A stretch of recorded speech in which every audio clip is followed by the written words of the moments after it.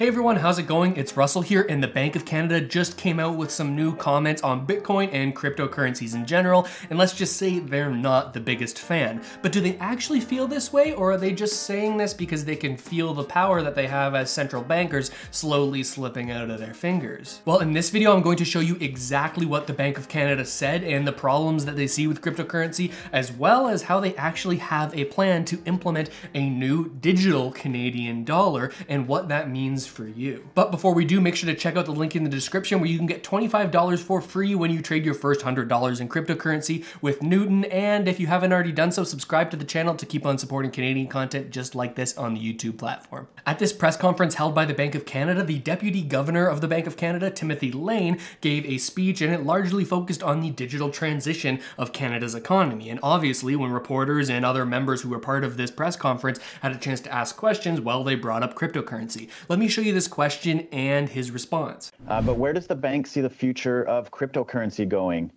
It's, I think, past the point of telling people that they shouldn't do it, and it's one of those things that is reality now.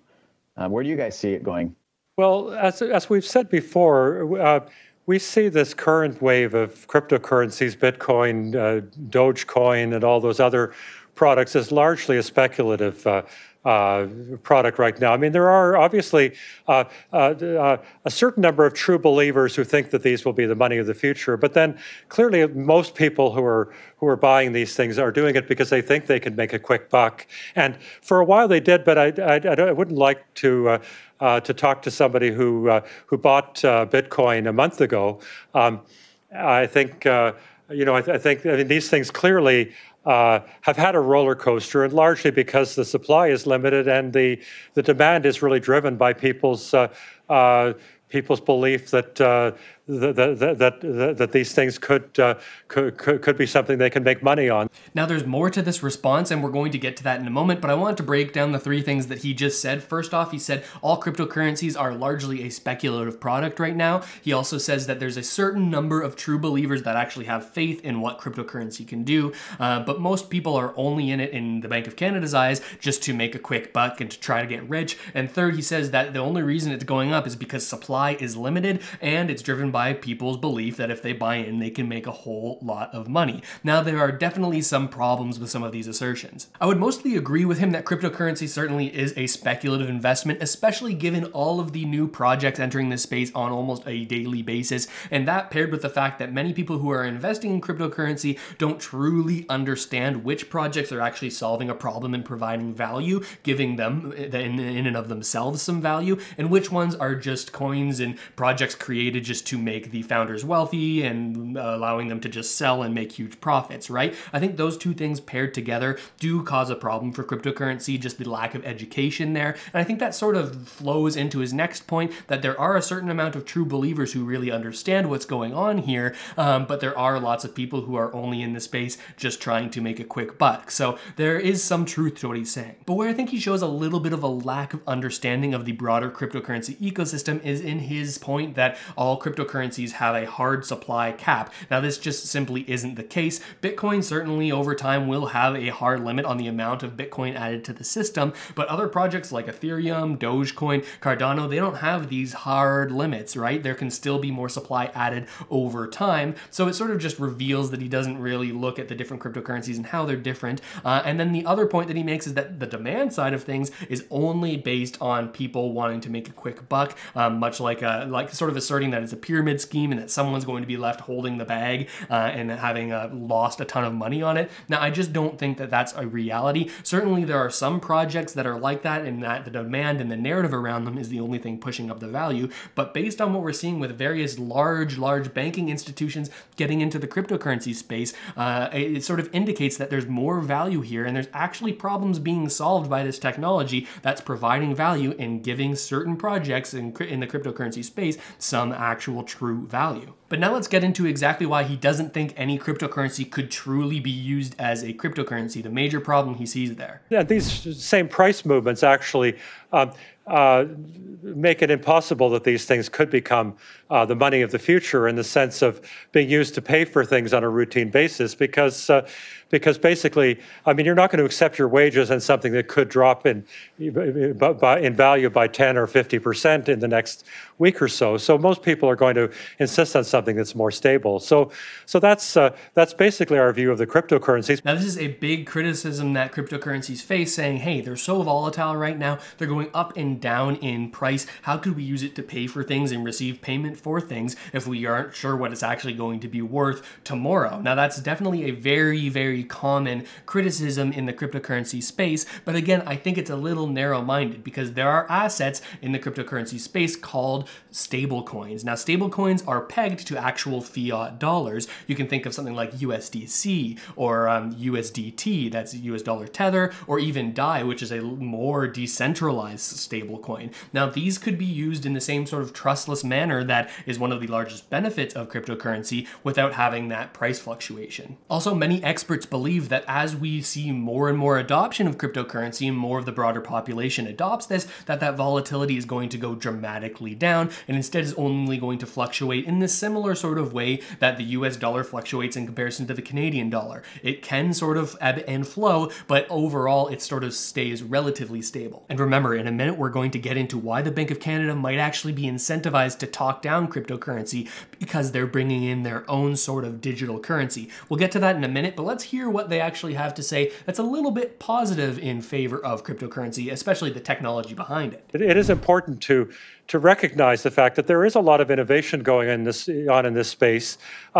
And even if the current incarnation of these things is not useful for paying for stuff, then it still is actually leading to an exploration of technologies which may turn out to be very useful for some other purposes. And certainly it's very important to make sure that we can encourage the development of technologies that may actually subsequently be beneficial in either in the financial system or elsewhere. And so we're certainly very receptive to innovation in this area. So right there we can hear him talking up the technology behind cryptocurrency, but actually not supporting cryptocurrency itself. And he might actually be incentivized to talk like this because, and this is Timothy Lane who's giving this speech, he's actually one of the people in charge of developing a strategy for the Bank of Canada to implement their own, for lack of a better term, cryptocurrency called a CBDC, or a central bank digital currency. This is essentially their digital version of the Canadian dollar. Now,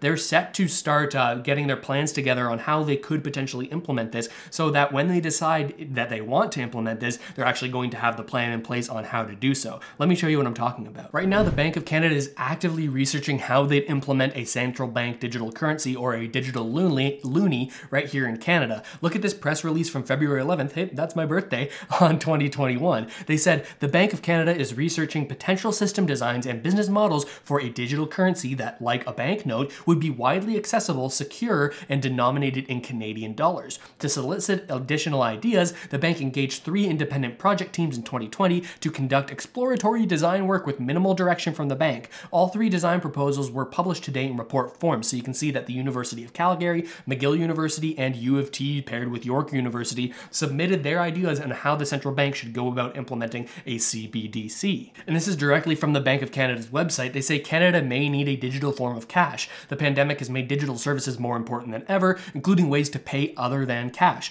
The bank has accelerated its work to prepare for the day when Canada might want to launch a digital loonie. Such a currency would be issued only if and when the time is right, keeping the following things in mind. A tipping point may be reached where the acceptance of cash sharply declines. The use of cryptocurrencies created by the private sector is rising. So he's talking about Bitcoin and talking about Ethereum and these other projects. That's rising, but they are deeply flawed as methods of payment. That's their opinion as the Bank of Canada. And only a central bank can guarantee universal access, privacy, and complete safety of a digital currency with public interest as the top priority. Now, I think that is a little bit of a load of baloney, that last point. Think about it from the perspective of somebody who works at a central bank like the Bank of Canada or the Federal Reserve in the United States. Seeing more and more people adopt cryptocurrency, well, that means you're losing power because the currency that people are using and the financial tools that they're using are not able to be regulated as heavily by your industry. Now, imagine a separate reality where a CBDC, or a central bank digital currency, is the dominant player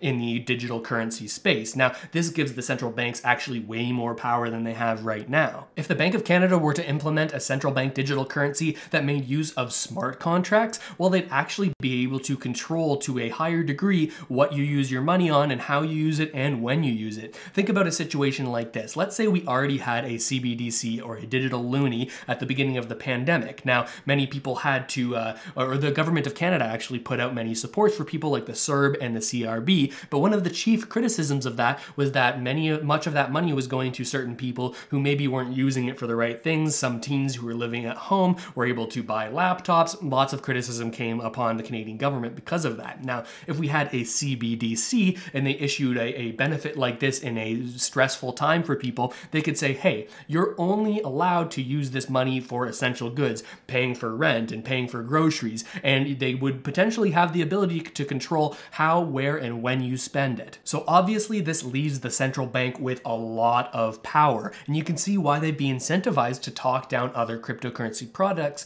or projects that are truly decentralized and are unable to be regulated and controlled by these larger bodies like the central banks. New projects and technologies that are being developed in the decentralized finance space, well, they potentially lead us towards a future where we actually don't need the big banks. We don't need a central bank because we as individuals are able to take custodial control and have control of our own money and how it's issued and how it's managed, and that just doesn't sound good to a central banker. And I want to know what your opinion on all of this is. What do you think of the Bank of Canada's statements from this press conference, as well as their plan to introduce a central bank digital currency sometime down the road? What do you think of all of this? And as a quick disclaimer, obviously none of this is financial advice. Cryptocurrency is a new industry and there are risks involved with investing, so make sure to do your own due diligence. And actually, while you're down there in the comments, why don't you check out the link in the description where you can get $25 for free when you trade your first $100 of cryptocurrency with Newton. And with all of that said, thanks so much for watching, everybody. I really hope this video helped you out at least a little bit, and I'll see you next time.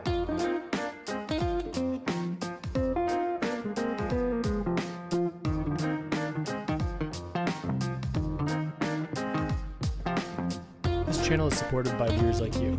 Thanks, channel members.